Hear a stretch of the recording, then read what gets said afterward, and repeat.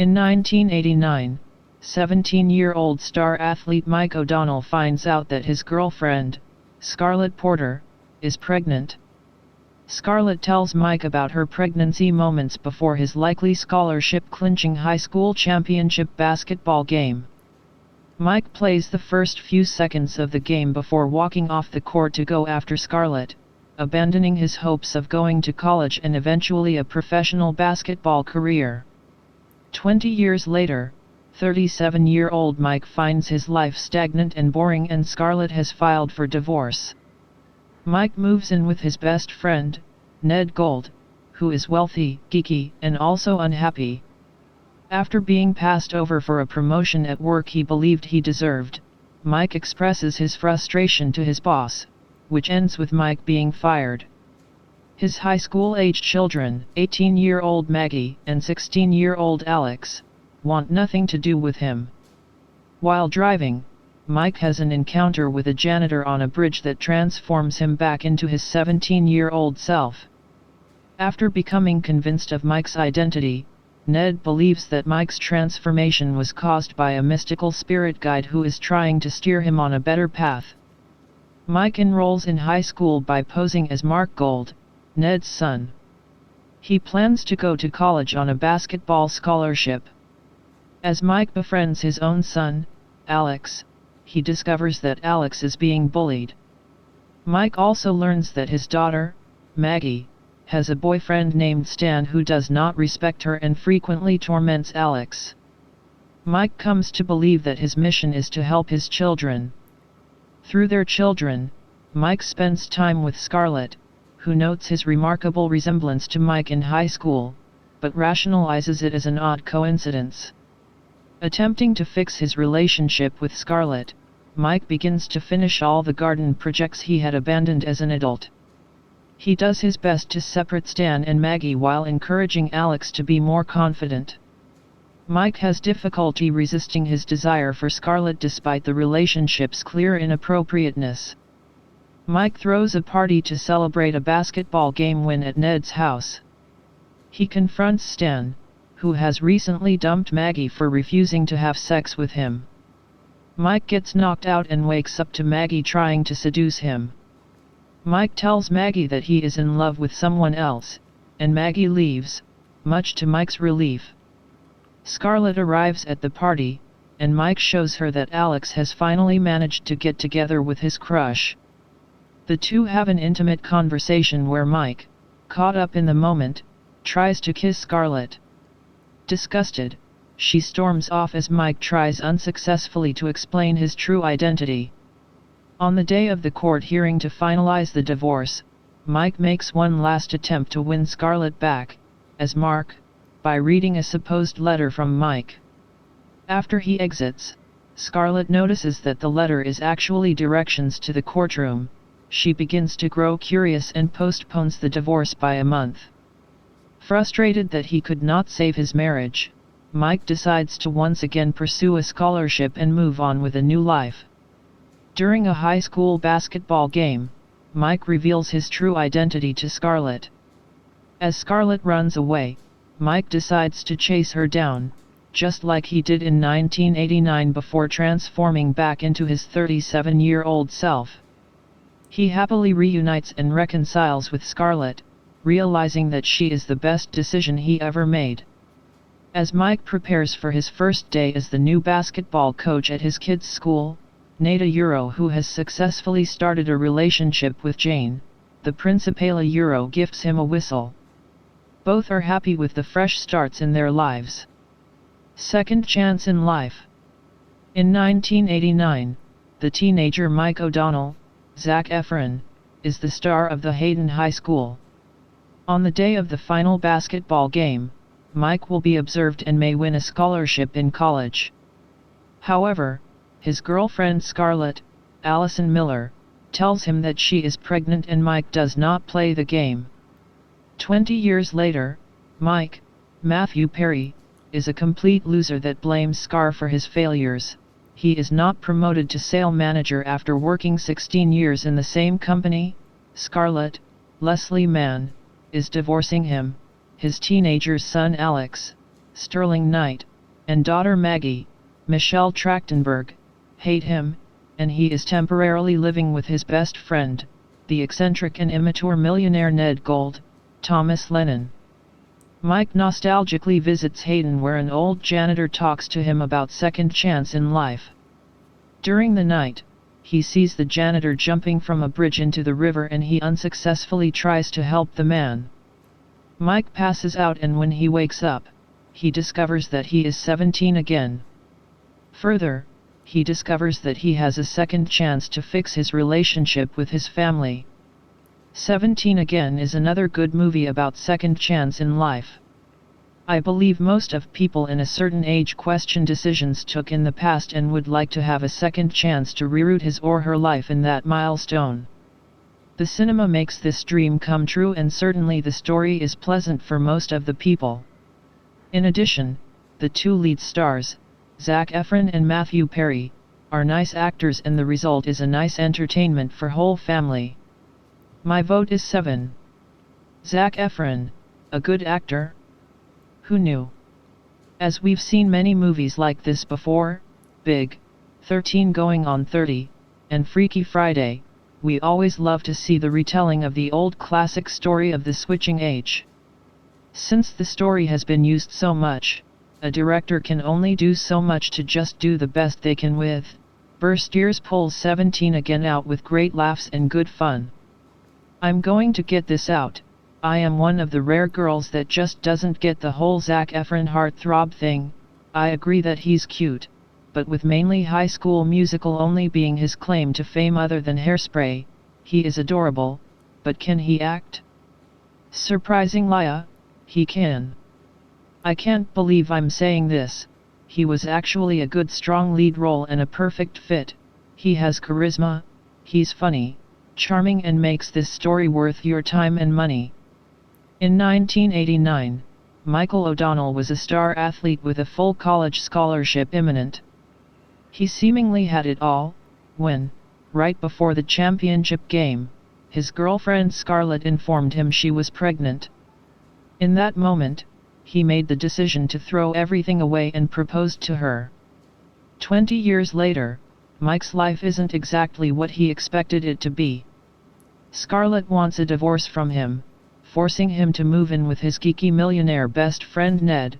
His job is going nowhere, and his kids Maggie and Alex want nothing to do with him.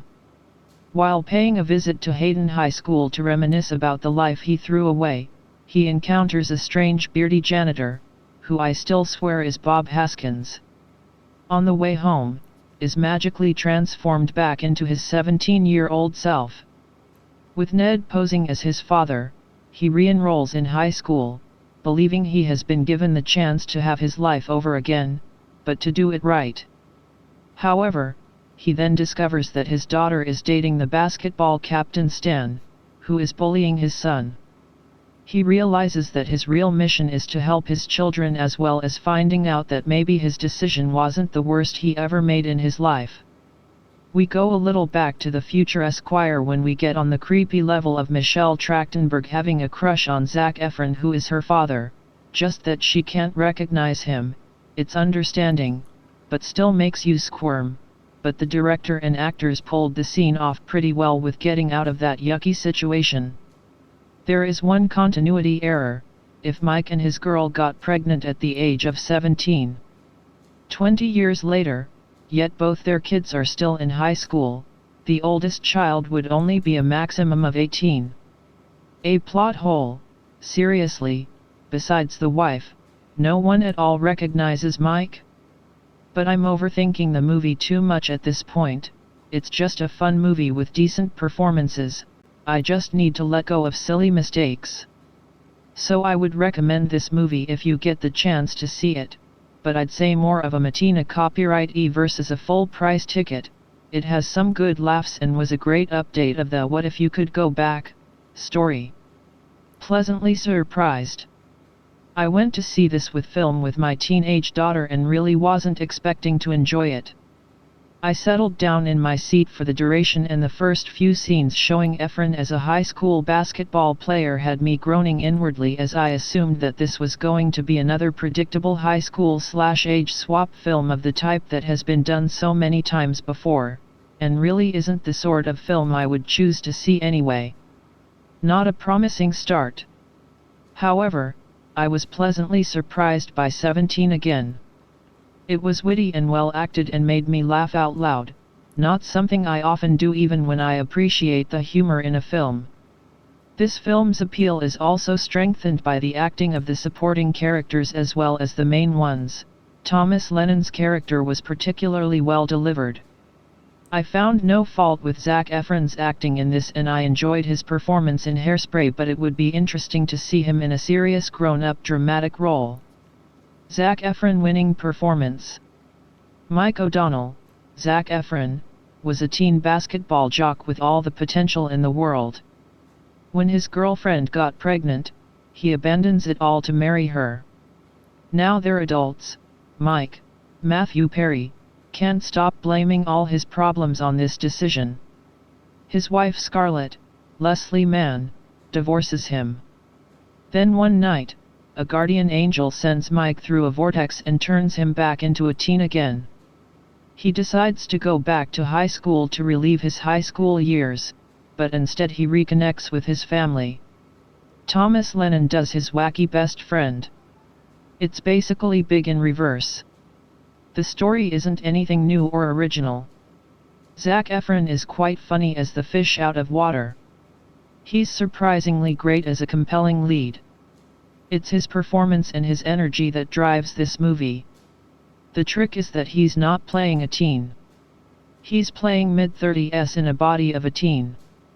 Probably the best body swap movie to come out for a while. Every teen generation needs a good body swap / turn the clock back type of story, and 17 again is one of those stories. Mike O'Donnell had it all. He was the star of his high school's basketball team. He had Scarlett, the most beautiful girl in the school, as his girlfriend. Right before the game that could make him into a star, Scarlett tells Mike she's pregnant. Mike makes a drastic and life-altering decision and runs out of the game to be with her, giving up his chances of becoming a basketball star. Now 20 years later, Mike's regretting it all and wishes he could do it all over again, and by some miraculous way he does. 17 again is a cool and stylish what-if movie. It brings to light the question of what if you could change your life, if you could live it all over again. What would you do different? That's the question this movie proposes and tells with a grand lush style that resonates with the teen population and even with the adults too. 17 again is not just some teen movie, it's a movie that even adults between the ages of 30 to 50 would enjoy it. My dad sure did. But this film has its flaws and some very minor bad dialogue from Zac Efron, but nothing that would hamper this film's style or production. But in my honest opinion, this film was very good. This movie is not Oscar-worthy, but it's definitely worth the price of admission. Pleasantly surprising. I didn't think I would like this movie, and yet I actually really did. First thing that makes one feel a bit reluctant about this movie is the fact that we saw this story hundreds of times. The going back in time / being a teen again stories are very popular. And yes, this one is another of them. Main reason I can't rate it as higher than 7 is because it lacks originality and it is easy to predict what happens and how it ends. Yet, this does not ruin the movie. It has a fresh and funny dialogue and an amazing cast. Actually, I would like to apologize to Zac Efron. I never saw a movie with him before and only knew that he is loved by teenage girls. So when I started watching, I was of resenting the idea that soon Matthew Perry, who is a funny actor, will be replaced by Zac Efron for the most of the movie. Yet, it didn't turn out as a bad thing. He is actually a very good and funny actor. Next time I see that he is in the cast, I will consider it a positive thing. The rest of the cast was great as well. A special mentioning deserves Thomas Lennon, whose character Ned made me laugh through the movie. It is a very PG movie. I was very happy about the fact that they didn't make it too cheesy. It had its moments, but for the most it is just light entertainment. I am not even the target audience. I think for the most it is appealing to teenagers or parents who miss their school days. I am neither, and yet I liked it, so it's a well done job. 17 Again was a pretty enjoyable comedy for teens and some adults. This is another movie I watched with my friend who works at a movie theater. With elements of Big and 13 going on 30, not to mention It's a Wonderful Life and Back to the Future, 17 Again is a pretty enjoyable meshing of those movies considering the cast, which has Zac Efron, Michelle Trachtenberg, Leslie Mann, Margaret Cho, Thomas Lennon, and Melora Hardin. I also recognized Matthew Perry and Nicole Sullivan. I did not realize until the cast credits that the bearded janitor at the high school was Brian Doyle Murray, Bill's brother. Now, parts of the plot and characterizations were a little uneven, but despite that there were plenty of scenes that were hilarious, especially those between Lennon and Hardin. With them, I also saw a little Big Bang Theory vibe.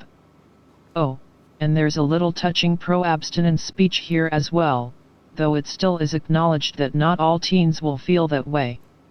All in all, despite some adult humor, 17 Again was an enjoyable comedy that should be enjoyable enough for parents and offspring alike.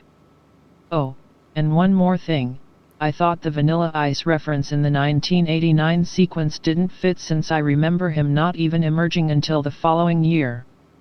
Why the bad reviews? Why does this movie have only a 6? Is it because of Efron? I thought this movie was just smart and not lacking in any way. The script was hilarious and had a full good plot line, the casting was great, Zac Efron really made you believe he was married with children, looking 17, and even the smaller roles were really great additions. I've seen this movie thrice, and trust me, it's not just for Efron, which I assume is why people are hating on it. Stop the bias, it's genuinely well written, directed, acted, etc. Brilliant. We'll see again. 17 Again. Surprisingly not that bad. I have to admit I am not a big fan of Zac Efron, but I saw 17 Again expecting to hate it, but actually it wasn't that bad. Yes, the story is predictable, yes the pacing is uneven, and yes the ending is a bit of a letdown. However, there are a lot of redeeming merits. The soundtrack is excellent, and the script is surprisingly decent with just the right amount of quirky humor. The direction is good, while the acting is not bad at all. The characters are a little cliché copyright D admittedly, but the actors do their best to make the most of their characters. Zac Efron gives a great performance in the lead and fits perfectly with the film's tone. Matthew Perry and Leslie Mann are both good too, but it is Efron's film all the way. Overall, not bad, actually quite enjoyable. 7/10 Bethany Cox.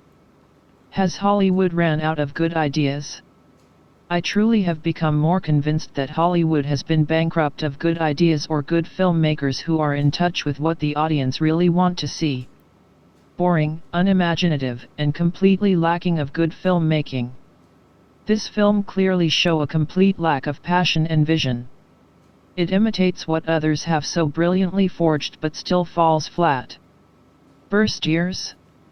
Can someone say the Emperor has no clothes? I would have loved to have been sitting in that studio/executive's office during the pitch for this concept. Why were they not thrown out on their behind? I will never know.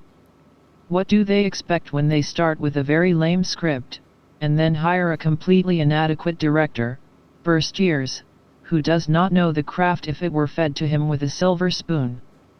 But wait, I think that is exactly how he got his job, not his skill but his inner connections. The agent for Zac should be fired for choosing such a vehicle to launch his rise into a leading man. Burst ears should never go near comedy again, or even near filmmaking in general. Pleasantly surprised. The storyline was very well done and enjoyable. I was pleasantly surprised at this movie. Keep an open mind and you will enjoy the movie. Zac Efron did a really decent acting job. I honestly thought it would be High School Musical-like, but it turned out to be a nice movie to watch. If he keeps up the good work and takes it to the next level, he can really be an A-level quality star. Zac is no Matthew McFadden yet, but there is potential. There are 2 recasts I would have done. Matthew Perry wasn't fully right for this role. He has a comedic bent, but it wasn't used at all in this movie, hence a total waste and was a mismatch from a character perspective. I think John Stamos would have been better. Also, Michelle Trachtenberg playing the teenager was a bit much. Trachtenberg is a solid actress, but for a teenager, a different actress would have been better. It is a very nice movie, and I usually rate a movie on whether it's worth paying full price, Matina copyright video store, Netflix, or don't bother. The movie was worth paying full price. The plot of this movie is fairly predictable and unoriginal, but that doesn't mean you won't find some entertainment here. The movie follows a man who has had his marriage fall apart transform into a younger version of himself, where he rediscovers his love for his wife while getting closer to his kids, perhaps a little too close. Zac Efron does a good job playing a 40-year-old in the body of a teenager. Although there is absolutely no way Efron could possibly grow up to look like that schlub Matthew Perry, give me a break. There are quite a few parts to this movie that feel very weird in hindsight. I don't need the scenes where the daughter wants to bone her dad. I also don't need the douchebag bully character to mention to Zac Efron that his daughter doesn't put out. Oh, thank God, I can finally rest easy knowing that Michelle Trachtenberg's character in this movie is a virgin. Also, I don't care how attractive you are. If you are a teenager who loudly advocates for abstinence during health class to all your peers, you just commit social suicide. Maybe it's just because I'm not really into these teen romance movies, but I really wasn't impressed. If I'm honest, I was actually expecting it to be mildly entertaining. Entertaining in a bad way, but still entertaining. However, it wasn't even that. The only parts of the movie that I actually enjoyed were Efron's sudden change into Perry, and Efron's character's wife failing to recognize him, after he became 17 again. I found it quite remarkable that one's appearance can be changed so dramatically after aging a couple of decades. What was almost as incredible is the fact that Efron and his character's wife were childhood sweethearts, but she couldn't even recognize that it was him when he aged back a few years. Even without the major plot holes, though, this movie is dreadful. I couldn't find an actual story anywhere, and I'm not exactly sure what the lead character learned or was supposed to learn about himself, after going back to his teen years. I certainly learned nothing from it, anyway. You don't know what you have until you lose it. Synopsis: in 1989, Mike O'Donnell, Zac Efron, is a high school senior and star athlete, who is heading for college on a basketball scholarship. But instead, Mike must give up his dreams, because his girlfriend Scarlett, played by Allison Miller, teenager, is pregnant. 20 years have gone by and Mike is not living the good life. Mike must move in with his wealthy software genius nerd and best friend, Ned Friedman, Thomas Lennon, because he is separated from his wife Scarlett, played by Leslie Mann, a Euro-adult. Mike has 2 teenage children, and he doesn't have a good relationship them either. At work, Mike has been passed over for another promotion again, because he doesn't have a college degree.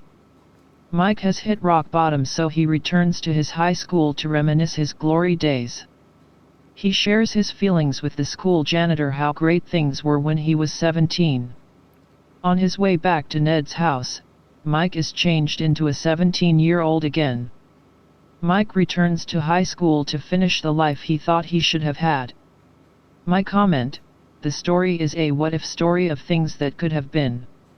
We don't know how life will treat us when we go down a different path. Where would I be if I had gone to college, joined the army, or not married Scarlett? But what people don't realize is that you only have one life, and you can never go back. You must live the life you have and make it better, if you can. If you want to change the world, make a change to your world, and you change the world. Mike realizes that he hasn't been a good father or husband. He discovers why he fell in love with Scarlett in the first place, and what he has missed by not being closer to his children. Mike already had a perfect life, he just didn't appreciate it. Zac Efron does a good job of making you believe that he is the father of his 2 children in the scenes he has with them. The storyline is predictable, and we have seen it before, but if you want to see a feel-good movie that will keep the whole family entertained throughout, this is a good movie to see. It also has a moral to the story that you don't know what you have until you lose it. New Line Cinema, runtime 142, rated PG-13, 7/10. When I went and saw 17 again and the film opened with Zac Efron in a basketball uniform shooting baskets for a minute, I thought I was at High School Musical 4. But in fact it was not a bad comedy/drama in which Efron and Matthew Perry play the same character at different points of their lives. Back in 1989 Zac looked like he had it made, university scholarship for basketball in the offing when girlfriend Allison Miller tells him she's pregnant. That takes his head out of the game real fast and the two of course get married. Fast forward to the present and the couple, now played by Matthew Perry and Leslie Mann, are split and she's filing for divorce. When a young girl who was probably betting the boss at his job gets a promotion, that tears if for him. Perry makes a wish that he could be young again and have a second chance at life. A very strange janitor who is a guardian angel grants his wish and he's now Zac Efron again, this time in 2009. So like Joe Boyd who became Joe Hardy in Damn Yankees, Perry is now young and Zac Efron again. But he's also bringing 20 years of real-life experience to high school and he becomes a guardian angel himself to his 2 children there, Michelle Trachtenberg and Sterling Knight. Although some compare 17 again to It's a Wonderful Life, I think it stands better comparison to Damn Yankees and the Faust legend, except that it's a good angel and not the devil that's granting the wish. And of course his soul is no danger. Melora Hardin is around and playing the role of one of the foxiest school principals I've ever seen on film. She's the object of the affection of Thomas Lennon, who was the school nerd and Efron's friend, like Screech Powers to Zach Morris. As a kid he's played by Tyler Steelman. Steelman was the school nerd then, but as an adult and Thomas Lennon he's a super rich guy, but still friends with the guy who protected him back in the day. I was expecting a teen sex comedy and I have to admit to being pleasantly surprised with how good 17 again was. I highly recommend to audiences of all ages. And Zac Efron's fans of all ages. Matthew Perry is 17 again. Matthew Perry has had an up and down film career, but this isn't through lack of effort. The main problem is that in many of his films, which don't get me wrong I really like, he plays a character too similar to his character on the hit sitcom Friends. However, here he takes on a role I doubt anyone could have predicted and does very well in the limited screen time he had. Sure, there are flashes of Chandler here, but by and large it is a different type of character. This is obviously a vehicle for Zac Efron and everything in this film is centered around him because of this. He proves in 17 again that he can be more than just that kid from High School Musical and can actually act. He is ably supported by Leslie Mann and Thomas Lennon, and overall this film is light, funny and entertaining and at times heartwarming film that Matthew Perry is a big part of. Of this. Not about the names. I have to admit I wasn't aware of Zac Efron, or his fame, before I watched this movie. I knew Matthew Perry, from Friends, but Zac? Actually I think I'm still not fully aware what kind of an idol he might be to some teenagers at this moment. But it's not about the names. The movie itself is pretty good. You might have seen Leslie Mann before, not only because she's married to a great director, but she has to carry a pretty heavy role here. As do the others. There's themes here that might be borderline for those faint-hearted types. But if you can't handle some pressure there, then you might not want to watch this. While this has been done in other similar fashions in movies, Big being one that comes in mind, this still is kinda good. Haven't seen Big in a long time, so I can't really compare those movies. Nice teenage movies and a nice watch. The idea for this film is hardly new. The notion of an adult becoming a teen once again, or a teen becoming an adult, or a teen going back in time and visiting their parents when they are teens, all are very, very familiar. Films like Big, Back to the Future, Like Father Like Son are just among the few examples of these sort of films. However, like I once heard a brilliant author say that, there are only a limited number of plots, it's what you do with the plot and characters that matters. And, she's right, not just because she's my wife. What I liked about 17 Again is that it excels for two main reasons. First, the film is a bit irreverent and I loved the dialogue. While parents might want to think twice about the film for younger kids, words like douche and wiener are the way kids really talk, I know, as I taught high school. Second, the supporting characters are really good, in particular, the friend of the time-traveling man, Ned, is great. He's a wonderfully funny addition to the film and his antics alone make the film worth seeing. The plot finds Matthew Perry a lonely man whose life is falling apart. His wife wants a divorce and he has a terrible relationship with his kids. However, when a bizarre otherworldly janitor, Brian Doyle Murray, puts some sort of magical spell or curse on him, he suddenly becomes 17 once again. In this new role, he decides to go back to high school and help his kids. It seems that his son is a lonely wimp and his daughter is a bit of a tramp, dating the scumbag that regularly beats up her brother. Perry soon finds in his new guise as a 17-year-old, played by teen heartthrob Zac Efron, he's a lot more successful than he was as a father. He manages to be rather cool and a great teenager.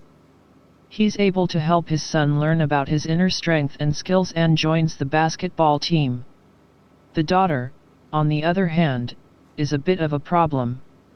She is a slut in training, but also thinks that Efron's attentions means he's great boyfriend material. And, to make things a lot worse, he and his soon-to-be ex-wife hit it off great, too great. It's all rather creepy but funny at the same time. Both daughter and mother head over heels in love with him. And, surprisingly, Efron handled the acting part of this quite well. Overall, the film manages to be both entertaining to teens. I watched it with my daughter and as a representative of every teen in America, she loved the film, and adults, my wife and I, liked it. It's rare to find a film that is interesting and intelligently written enough to appeal to all age groups. Some parents may object to the language and the portion in the sex ed class, but I thought this was all handled appropriately and responsibly. Far better than I ever expected it could be. I was invited to this movie by my dad's girlfriend, and since I wanted to be supportive, I came, and hey, free movie. So as expected, me and my dad were maybe 2 of 8 guys in a sea of teenage girls, which was kind of embarrassing / hilarious. Anyway, 17 Again is mediocrity in its most boiled down form. The movie is about how Chandler Bing decides he hates his life now and is magically transformed into Zac Efron by Brian Doyle Murray as a corpulent janitor. Now mind you, he doesn't go back in time, he's just 17 again in the same time.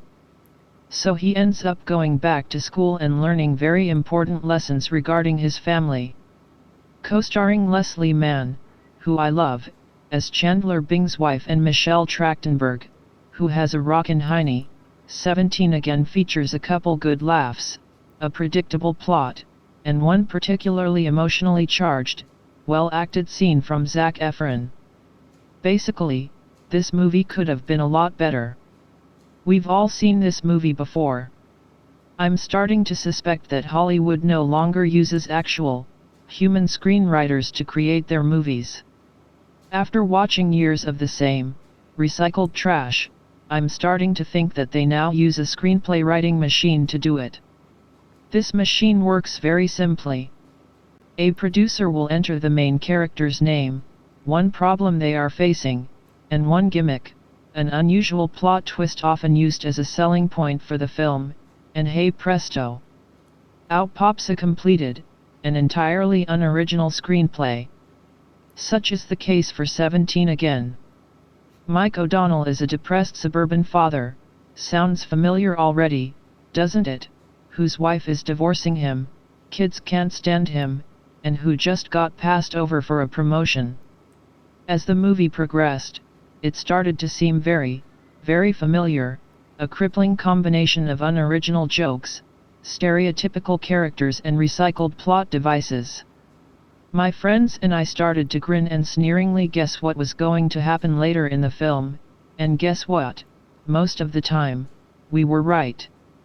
We've all seen this movie before, it's been pieced together from the discarded carcasses of films past, by a flock of vultures seemingly so unaccustomed to originality in filmmaking that they have been rendered unable to create any plot twist even slightly unexpected or interesting. And don't even get me started on Zac Efron's acting, or lack of such. Two small good things. Out of the dozens of jokes thrown at us, a select few, maybe 5, were genuinely hilarious. Other than that, though, the humor relied on the faux improvised, overly awkward style of comedy popularized by Seth Rogen and Co. It doesn't work here. The other highlight, of course, was Matthew Perry. He's the man, and an excellent comic actor, but his short on-screen time was not enough to salvage this unoriginal, unfunny, and worst of all boring attempt at light entertainment. Perhaps if the film had eliminated the dramatic aspects and stuck to being a comedy, it could have succeeded, but this is one movie I certainly would not want to see again. A genuinely good teen film. Something this generation has been lacking. I've just returned from the cinema after watching this film and I have to say, my friends and I laughed like a bunch of hyenas, probably to the annoyance of anyone behind us, all the way through it. The story of course is nothing original, but you knew that going in, and yes, there are some seemingly ridiculous or stereotypical character setups, again acknowledged beforehand, but the direction and the acting, more than makes up for this. Most of the actors, especially Efron, who proves he's definitely not just a wannabe pretty boy and actually stores away some talent, play their parts well. Matthew Perry seemed slightly misplaced, even if he was the reason I went to see the film in the first place. Not to mention the director being Burr Steers, who directed one of my favorite films.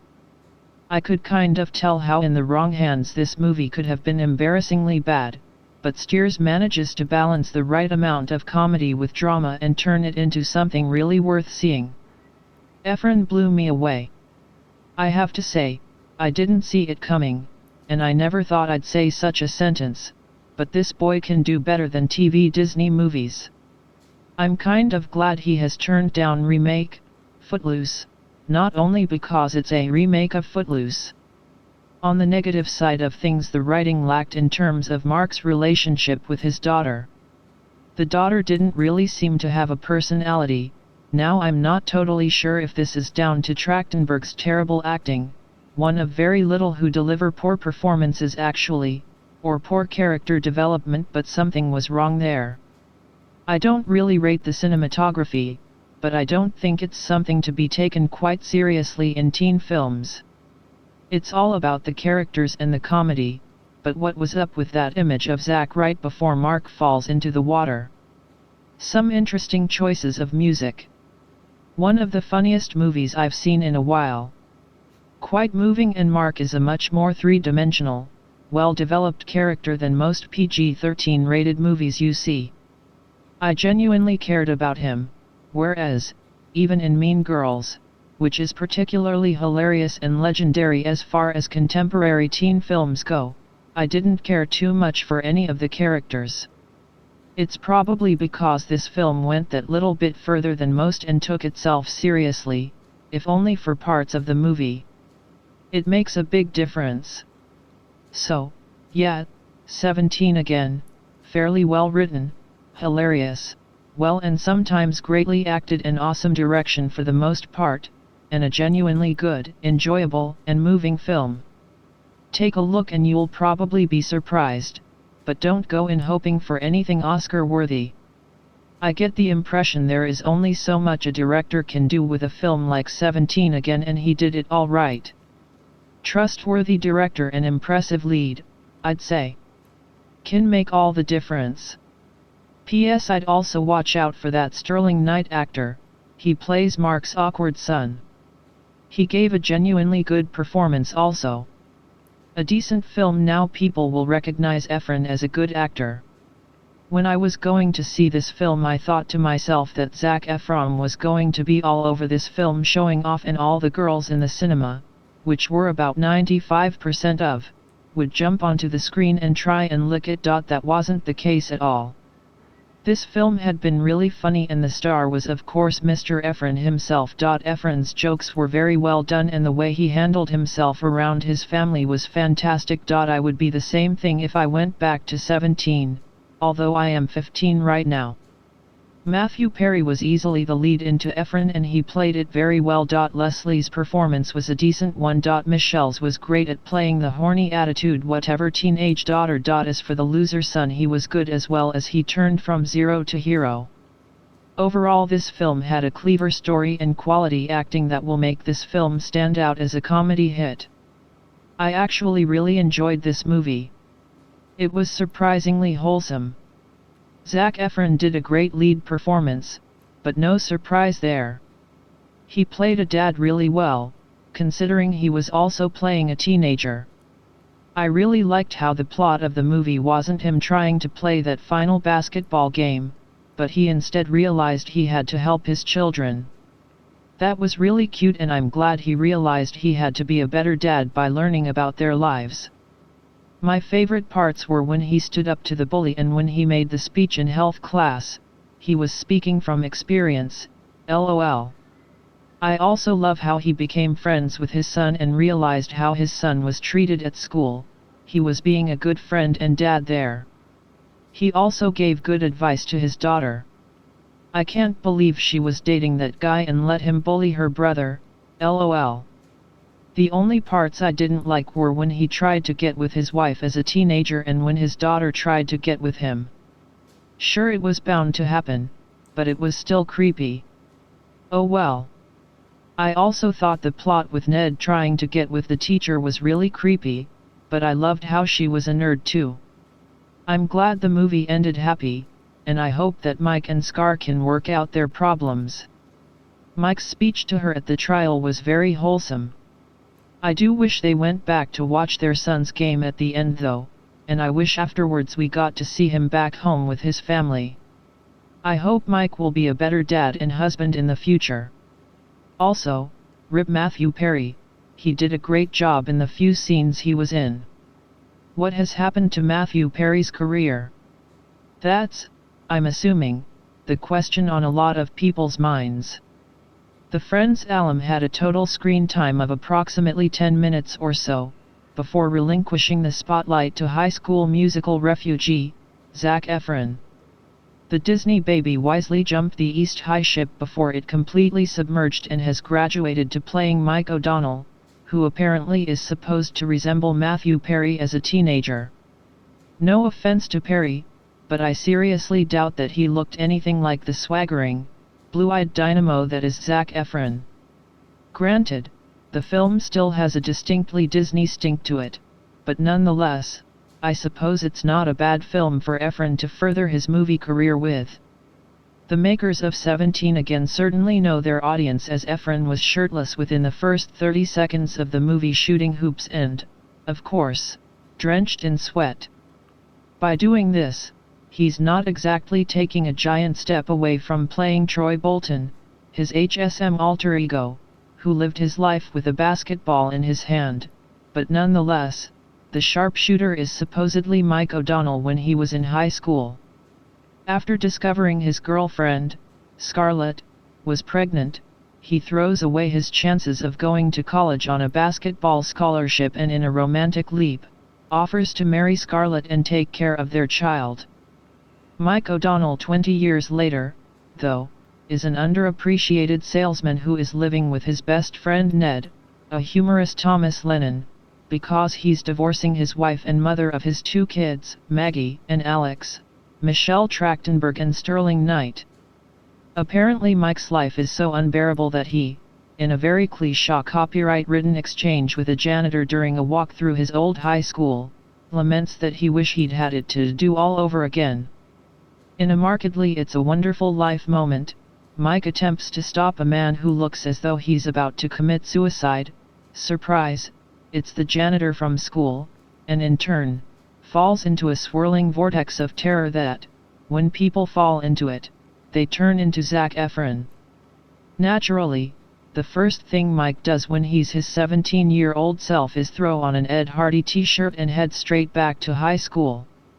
When he does, he discovers some not-so-savory things about his kids, as in, his daughter is dating the school bully and his son is the victim of some harassment involving being duct-taped to a toilet. In the process of trying to turn his kids back in the right direction, Mike inadvertently makes his daughter fall in love with him, yuck, and skyrockets his son up the popularity food chain by helping him make the basketball team.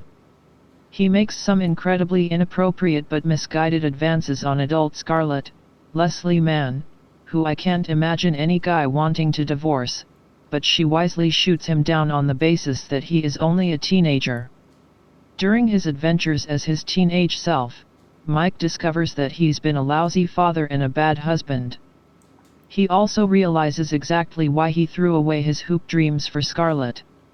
I won't give away the ending, but I promise, you can see it coming a mile away. There have been a whole lot of body-switching comedies in the history of cinema, and this one was no different in terms of the comedic style. Most of the laughs come from the awkwardness of a dad trying to act like a teenager, which has officially been dubbed, by me, lazy humor. Efron does what he can with the script, that was clearly written in 3 weeks considering how much the beginning and end were rushed, and he succeeds in nearly putting me and half of America into a good looks-induced coma.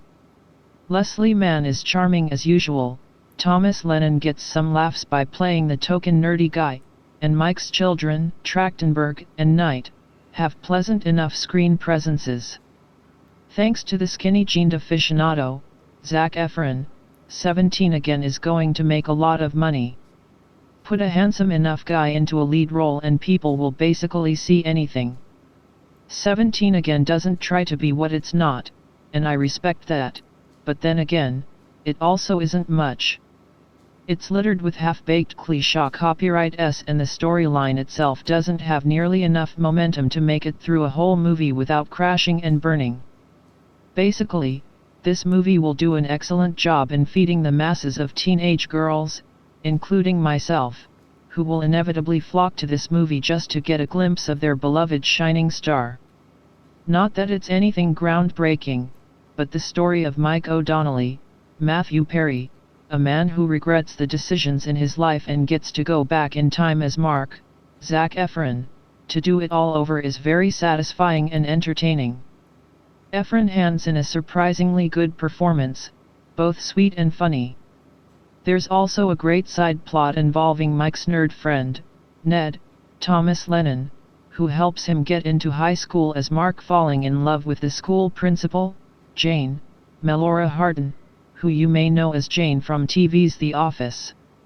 The movie also involves Mark seeing his almost ex-wife, as Mike, Scarlett, and trying to show her that he's changed even though he isn't Mike. Everyone gets a good laugh in the movie, including Michelle Trachtenberg as Mike's daughter, Maggie falling in love with Mark. The movie is sweet and funny, and who knew Efron had such talent stepping out of High School Musical? I thought that the movie was not gonna be very good, honestly, considering I'm not a fan of Zac Efron, but it wasn't a perfect film, but rather a pleasant surprise with some surprisingly excellent performances. Entertaining and enjoyable. I don't know how many times I've seen a movie with this kind of topic.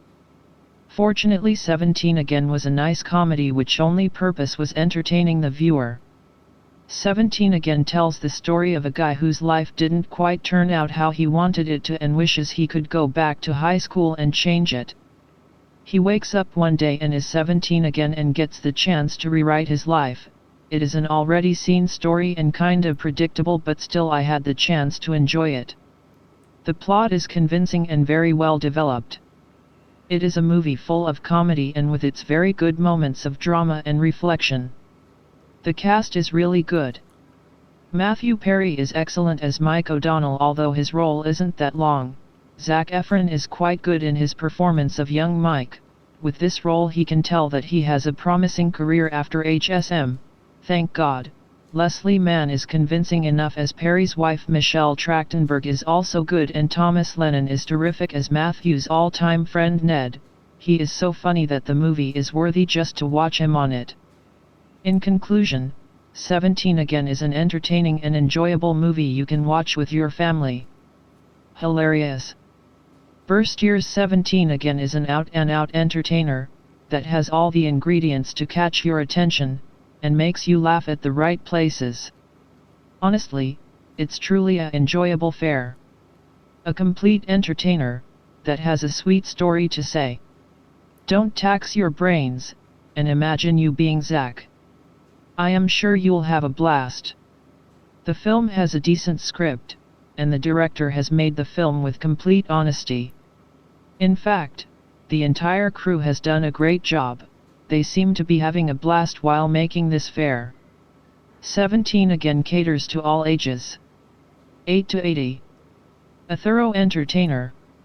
Performances: Zac Efron is a euphoria among the youth. The High School Musical films have made him a shining star. But after watching 17 again, he gets another feather in his cap, that being a very good actor. He's natural throughout and carries the film on his shoulders. He is simply superb in the courtroom scene, where he reads out a letter to his wife. Splendid. Matthew Perry in Likeable is a cameo. Thomas Lennon is fantastic. He's hilarious throughout. Leslie Mann is very good.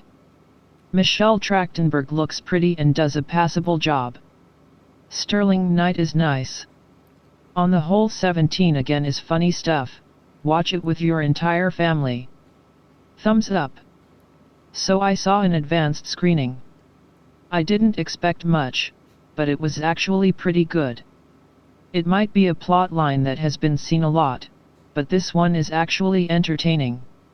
People have compared it to 13 going to 30, but trust me, this one is much better. It has comedy and drama. My sister teared up in one part. Thomas Lennon is pretty funny, Leslie Mann always the scene stealer, and of course Zac Efron. He can act.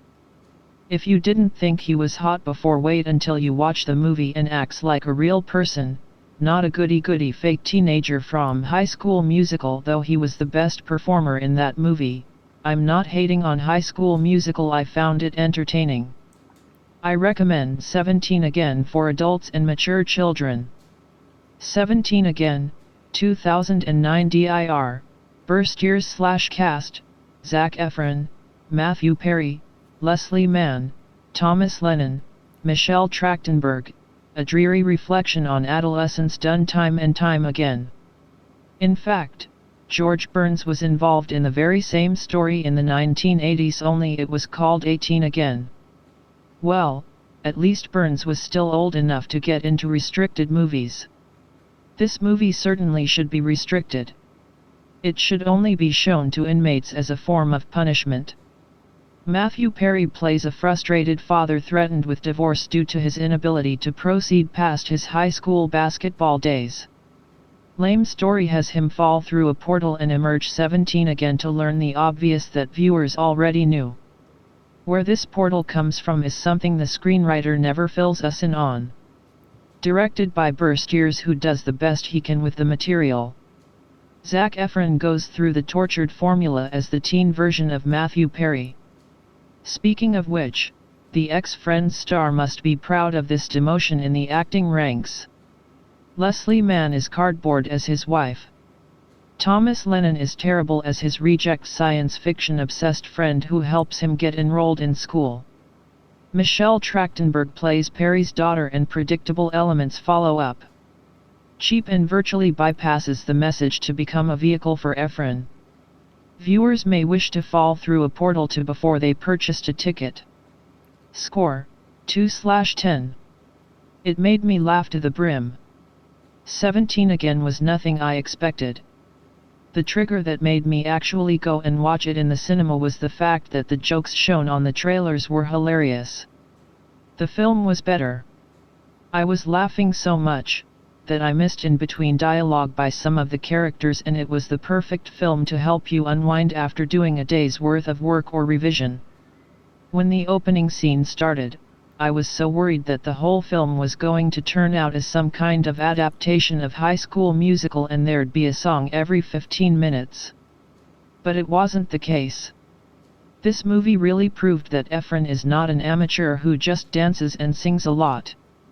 It proved he is a skilled actor, and his acting brought back memories of Chandler in Friends. In some places, he seemed so much like Matthew Perry, which is difficult to pull off for most amateur actors. The only reason I didn't give this movie a 10 out of 10 is because some people I watched this movie with believed it had an abrupt ending, but I thought you can't have too much of a good thing. 17 again review. I remember seeing this movie all over the place when it came out on DVD. Everybody was saying it was the new Zac Efron movie, and since I'm not really a Zac Efron fan, I decided to rent the movie and check it out. I gotta admit, it was a little better than what I expected. The plot overall is not really something I was all too impressed of. It was pretty straightforward. Guy is bored with life, becomes 17 again for unknown reasons which are never explained, and learns the lesson of what really matters in life. For acting, I didn't know a lot of the actors very well.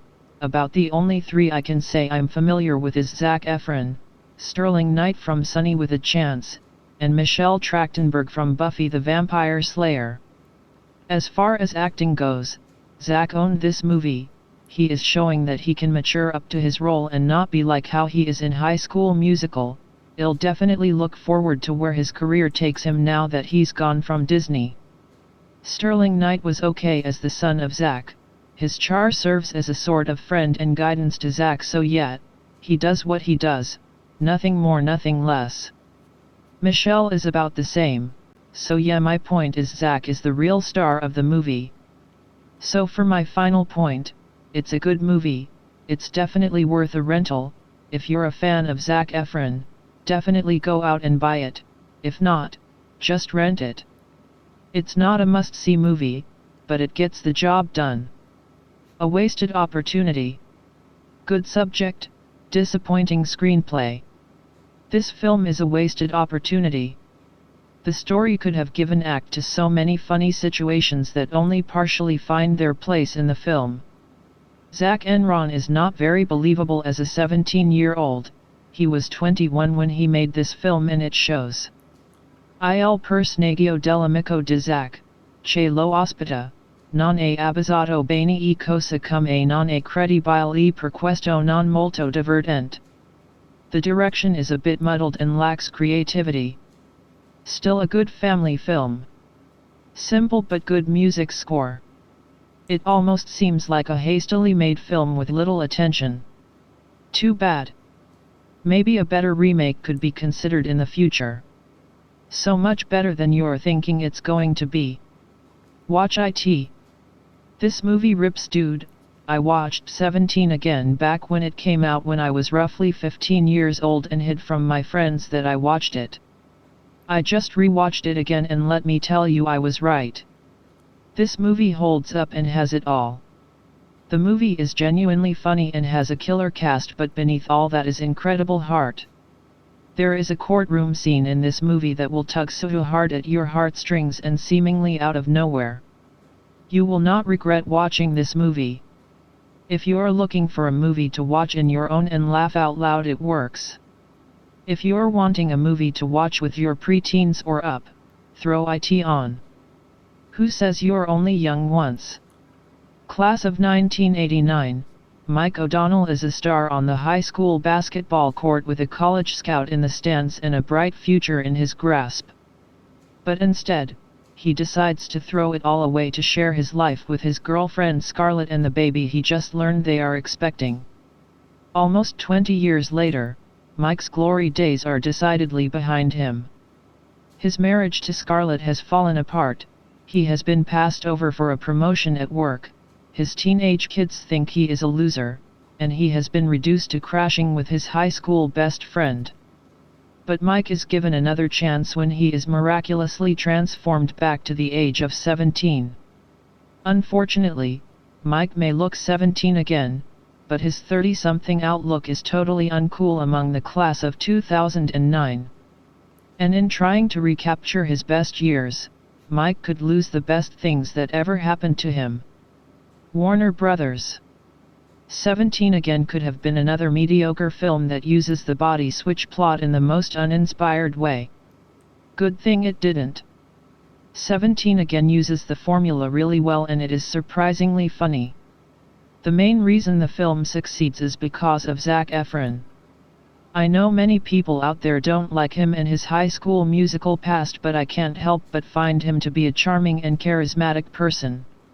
I liked his performance a lot and he proved to be one of the few talented young actors to come out from nowhere. I also liked Leslie Mann, but I felt she could have been used a bit more. Thomas Lennon, however, provides some of the film's biggest laughs. A few weeks ago, I saw him in the film I Love You, Man, and he's just as hilarious as he was in that film. I can't believe that I never noticed him before. Sterling Knight also brought some great comedic timing in his role as the son of O'Donnell. Michelle Trachtenberg is really crazy in her role, in a good way, although I thought the film could have used her in the story a bit more. I can't say much about Matthew Perry, though, because he's not in the film that much, unfortunately. There are some parts in the film where it gets a bit silly, but I really didn't care because I was laughing out loud the whole way through. Overall, the film is truly funny and the performances by the entire cast is really excellent, including Efron, who shows his comedic side. Sure, it's not anything new, but it's a well-made film. 17 Again made me fall in love with Zac Efron. I have to say that I didn't want to see this film just because of Zac Efron. I was not a fan. I didn't like his pretty hair, his preppy face, and I was against his Disney activities and his choice to date Disney Channel girls. I am embarrassed to say that I am now in love with Zac Efron. He was a much better actor than I thought he would be. He was funny, adorable, and charming. This role of his completely won me over. Just like the amusing Zac Efron, 17 Again was adorable, funny, and charming. It was definitely a feel-good film, but it had a touch of sadness that was all too realistic. Though the movie is meant to be funny, it had a strong underlying message throughout the film. It was about our hopes and dreams that are ruined by the unfortunate surprises of life and realizing that your dreams aren't always as great as the reality you are already living. The grass is always greener on the other side. 17 Again gives us a beautiful example of this. Sometimes those unfortunate surprises are blessings in disguise. Overall, the acting was decent, but I was quite surprised that Zac Efron's acting left Matthew Perry in the dust. There is a particular scene when Efron turns into Perry. The acting comparison was just sad. Efron was so natural and convincing while Perry obviously struggled to transform into his character. I think this is the beginning of Zac Efron's successful career and sadly the end of Matthew Perry's not so successful career. I was skeptical about seeing 17 Again. A movie about going back and reliving your life. Yeah, it has been done many times before. Don't let that discourage you though. 17 Again is well equipped to handle the competition. I was impressed. I liked this movie a lot. It was just the type of feel-good film I had been wanting to see for a while. Oddly enough, it encourages you to reflect and re-evaluate your own life. 17 Again has been done before in big, 13 going on 30 and one of my favorite movies, The Kid. That being said, I really liked 17 again. This is a star vehicle for teen heartthrob Zac Efron. Okay, the movie opens cheesy with ripped Efron shooting baskets in 1989 as high school star point guard Mike O'Donnell, highly recruited by colleges. Efron also impresses in a dance number with the cheerleaders. It's a good kind of cheese. In director Burr Steers and writer Jason Filardi's 17 again older Mike, sympathetic Matthew Perry, gets a chance to be 17 again with the assistance of spiritual guide janitor, Brian Doyle-Murray. Efron is really good here, displaying charm, humor, and surprising depth and compassion. There is a scene where the young Mike, Efron, consoles his daughter Maggie, vulnerable Michelle Trachtenberg, over her heartbreak. When you're young everything seems like it's the end of the world, but it's nota. 17 again has a certain bittersweet and affirming resonance. In a light-hearted way, 17 again is about the choices we make in life and how we foster greatness for the ones we love. 17 again works because of the solid Efron and the amazing Leslie Mann as Mike's estranged wife Scarlett. Mike, Perry, is currently living with his wealthy high school bud Ned, hysterical Thomas Lennon. Ned is the genius who invented the software that prevents music piracy, and also the guy who made piracy possible.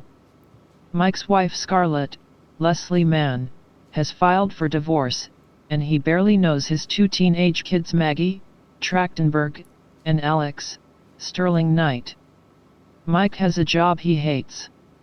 After a devastating day at work, Mike visits his high school that Maggie and Alex now attend. He expresses his yearning to be 17 again in his glory days to the janitor, Doyle-Murray. Having ice cream with his kids, he finds out the Maggie got into Georgetown and Alex lies to him about trying out for the basketball team. There is a wonderful scene as Leslie Mann discards Mike's belongings in a wood chipper. Mike confesses, "I have been so disappointed with my life." Mann's Scarlett has had to endure this for 18 years of marriage. Mike said he felt obligated. Broken-hearted Scarlett concedes, "Don't do me any favors." From here 17 again charts a familiar course as Mike becomes the 17-year-old Efron. What keeps it engaging is Mike's epiphany that his travel back is really about helping Alex and Maggie. Mike discovers that Alex is a punching boy for bully Stan, Jerky Hunter Parrish, who is captain of the basketball team. Stan is also Maggie's boyfriend. Alex is really a great kid with a good three-point shot, and sweet on head cheerleader Nicole, pretty Josie Lopez. Maggie is the smart and big-hearted teen defining herself in the world. Both Knight and Trachtenberg are authentic and very good. The supporting performances are strong. Thomas Lennon as Ned is hilarious and charmingly nerdy. His Jedi Knight duel with young Mike, Efron, is hysterical. Ned also poses as Mike's dad. Ultimately this works as he pursues the affections of the stunning and funny Melora Hardin as Principal Masterson. I was dying when Lennon and Hardin were talking in Tolkien Elfish at dinner. We stick with the movie, because of Efron and Mann, who are compelling and display a goofy and touching chemistry. Efron is good-looking and charming. Mann is smart, sexy, and funny. There is a funny sequence as Mann tells Efron that she is not into the whole cougar and mothers I like Toa deal. Efron has a moment of solace as his Mike sees the beautiful garden Scarlett designed. The two have a lot of fun with an inappropriate tango of sorts. It's this kind of spirit, fun, and touching humanity that makes 17 again so entertaining and worth watching. It's a classic transformation story. Are you now or have you ever been a Norse god, vampire, or time-traveling cyborg? Another in what is a long line of body swap comedies, 17 again is fun, frothy and full of warmth, just like all the other ones really. There's nothing new here, it's the same old format as a grown-up Mike O'Donnell, Matthew Perry, rue how his life has grown to miserable proportions but magically gets to be a high schooler again and grasp that second chance. Back in his 17-year-old bod, Zac Efron looking like a young Rob Lowe, Mike oversees the trials and tribulations of his two kids who attend the same school, whilst also forming a special bond with his future wife Scarlett, Leslie Mann, who is going to divorce him. Cue much high school pranks, perils, and near misses and a few worthy messages in the narrative.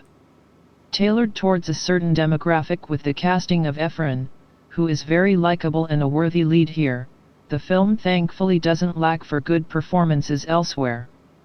Both Mann and Melora Hardin as the hot principal make their roles stand out, while Thomas Lennon as Mike's uber-rich man-child buddy steals the movie. It's rich in cliché copyright-s of the formula and the predictability of outcome robs us of a surprise, but these are not actually irritants, for this is a very enjoyable movie. One where the teens hot for Zac can stare lovingly, and one where the adults can nod in knowing agreement at some plot dynamics. 7/10. Mind-numbingly stupid. Okay, I give this a 2 as the actors' performances wasn't bad. But seriously, the writers should be lined up and beaten to within an inch of their lives. This is by far the most ridiculously imbecile script ever to find its way to film. Normally I find myself entertained by these youngsters become mature overnight, big, etc., or any of the several grown-up becomes young again variations, but this is simply too stupid. The protagonist is afforded an IQ less than the square root of his age. I am not bad-mouthing the actors, who did a fine job with the absurdly limited resources given, and by that I mean the horrible, horrible script. Seriously, Hollywood, shape up or ship out. A high school dramedy/body swap flick with heart. A dispirited 37-year-old man, Matthew Perry, is about to lose his wife and high school sweetheart. Through a spirit guide, Brian Doyle Murray, he is miraculously able to become, you guessed it, 17 again. His younger self is played by Zac Efron, who's actually the star of the movie. Leslie Mann plays his soon-to-be former wife while Thomas Lennon appears as his geeky best friend. Sterling Knight and Michelle Trachtenberg are on hand as his kids struggling through the teen years. Melora Hardin plays the attractive principal while Nicole Sullivan has a glorified cameo. 17 again, 2009, is magic from beginning to end, with few missteps. It's both a high school dramedy and a second chance fantasy.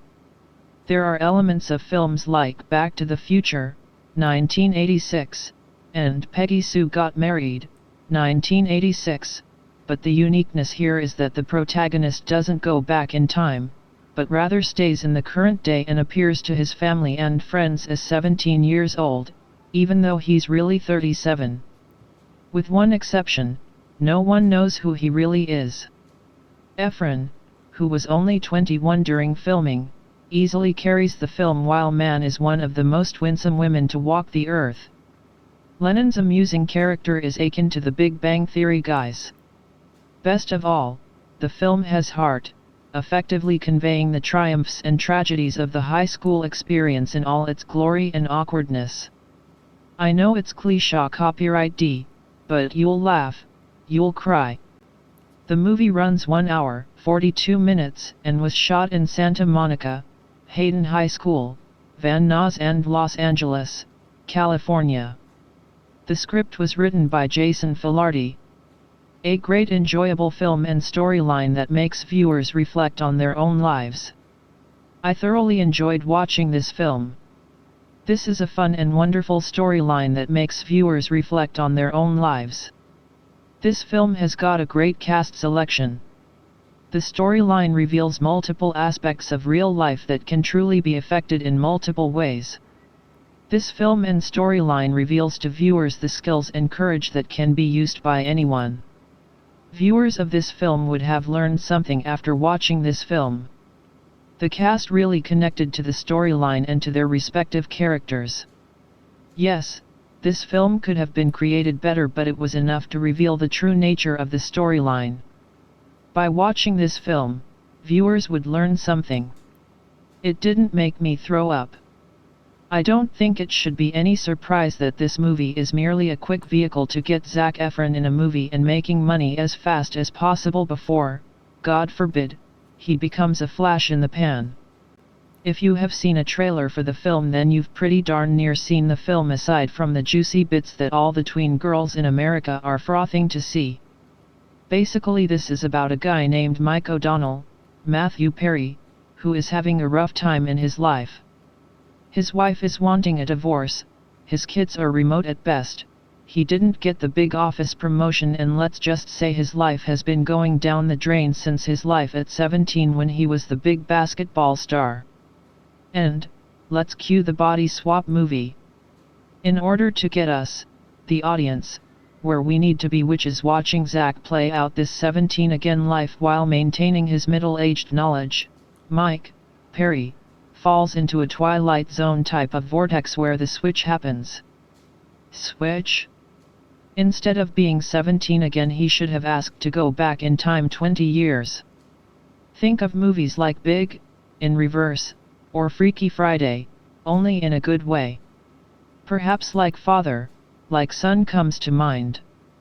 Maybe even a dash of It's a Wonderful Life is even thrown in. Whatever movies you think of, and there are plenty to think of here, writer Jason Filardi is responsible for the premise being rammed down our throat. I use the word writer loosely, as do I also the word responsible. Filardi has brought us drum and bringing down the house. As for responsible, well, that should go to the executives that were determined on creating a Zac Efron project rather than looking for a project for Zac Efron. The real question was why I was even attending a screening of this movie. Well, I have a just-turned teen daughter who had to see this trifle, so when the passes came up I had to take them. In attendance was also another 100 teenage girls' sens boyfriends. Just as contrived as the movie itself is shirtless Zac, who when he took off his t-shirt, my hearing failed from the squeals that only teenage girls can make. And why does he have to play basketball again? I can tell you that this is harmless entertainment. We've seen actors stoop much lower than this, though I can't tell you how we ended up with Matthew Perry cast as adult Efron. I also can't tell you why we need to have Brian Doyle Murray as the janitor that just happens to have the magical ability to make vortexes appear at his whim. Seems like he could do better than the janitor gig.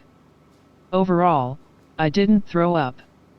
I actually found a couple of the scenes funny and fresh. There was a lot that I didn't like that with a little work could have been made much better, but Hollywood is lazy that way, and if they don't have to do the work, they won't. I saw this movie with the whole family in our local cinema after days/weeks of "Can we go see 17 again?" questions from my 6-year-old daughter. She is incidentally a devout follower of the High School Musical franchise, of which Efron reigns like a king. So we all go in to see the movie, my wife, daughter, and 2 sons. It starts off with Efron playing basketball with no shirt, tick 1 for the teenage girls. Then he dances on court with the cheerleaders, tick 2 for the teenage girls. The slick Hollywood machine is grinding into gear with alarming speed here. My mind is starting to think, oh, this could be a huge turkey coming up, but then something happens which was quite a surprise.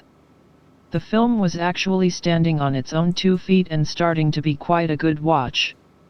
Okay, the plot has been done 100 times, and the slick machine still oiled its way through the gears, desperately throwing in Efron, songs, basketball, for the teenage girls, yet also trying to rope in an older audience of 30-somethings by referencing the 1980s. Guns N' Roses and big hairstyles hitting the memory button for those older members of the audience. Let's not get too carried away here, this is not Oscar material, but it is fun.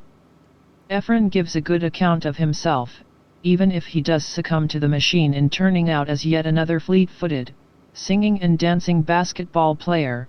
Who'd have thought there were so many roles out there with these requirements? The film itself reminded me of a mishmash of a number of earlier Michael J. Fox movies, Back to the Future melted in with Teen Wolf, with Efron in the Fox role. Efron doesn't have the charisma of Fox, but he gives it a fair old try here. Some scenes he is guilty of overacting and just plain acting, but in other scenes he does quite well. The scene where he gushes out his love and affection for his wife whilst in court, supposedly reading from a letter, is one where he nails the empathy required. His tears and red eyes and demeanor manage to create a genuine heartbreaking moment. Thomas Lennon as Efron's best friend/dad does a great job with his material. Very funny and steals a lot of scenes. Overall, the mechanics are obvious here, the story glaringly rehashed and dated, but the overall package works quite well. Where Efron goes from here is anyone's guess. He has the looks/ability to make it, he seems to have the temperament too, but he just needs to keep his feet on the ground and pick his next 5 movies very carefully. If he makes the right choices, he will be the next DiCaprio. If he doesn't, he could be the next C. Thomas Howell. Just change Matthew Perry. The only major thing I disliked about this was the miscasting of Matthew Perry, not that I dislike him as an actor or anything, it's just that he's definitely not a high school heartthrob, someone Vince Vaughn or Ryan Reynoldsy. Maybe he was too young for this role in 2009. Mark Wahlberg? Anyway, just not MP. As for the rest of the actors, they were all great. Smiley face. I don't really have much else to say about this movie other than it's cheesy, heartwarming, silly, fun, full of holes, funny, hardly something I would watch a second time, but I am happy I saw it once, probably because I've a soft spot for such movies. This story certainly was different, Mike being given a chance to go back and change his mistake to fix his future. It's nice to see this being told as him becoming his teenage self instead of being sent back in time like most movies. Zac Efron, I think, did an amazing job playing this character, especially since he had to act like a dad who has turned back into his teens and watch out for his kids. Does get weird at one point between Zac's character and the daughter, but aside from that, this film has always made me laugh and I will always enjoy this movie and definitely recommend it if you want a funny movie night.